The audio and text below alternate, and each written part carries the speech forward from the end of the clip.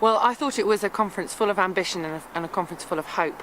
I think Ed Miliband's basic message that Britain can be better than this was really important, and that's going to be the message that we're going to be able to take out to the country, because we know there are so many things that we can do better.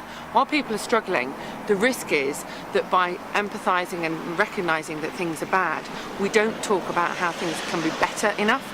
And this conference, we really started talking about that. So that's tax cuts for small businesses. So many people in this community will benefit from that. Wrap around childcare around primary schools so that you can take your child to school when you're on your way to work and know that they'll be somewhere safe until you're on your way home. The apprenticeships, conditional for anybody who wants to bring a high-skilled migrant in from outside of the EU, you have to create an apprenticeship for somebody British. That's really important. The energy bill freeze. For 2 years, people's energy bills will be frozen if we get a Labour government in 2015. Even more important than that, we're taking the fight straight to David Cameron.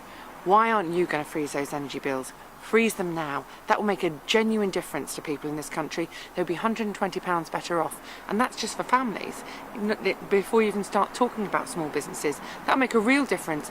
And it's taking on vested interests, because those 6 big energy companies are saying it's all too difficult. Well, it's not too difficult. It's got to be done. People really need some help in dealing with their household bills.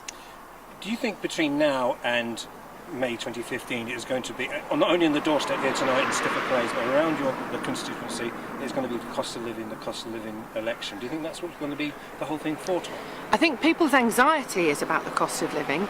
It means that kind of underpins most of their thinking. And when you ask people what's the thing that's right at the top of their list, it's things like energy bills. We find that when we're talking to people around Stafford Clays when we're out campaigning. Why? Because they're really struggling.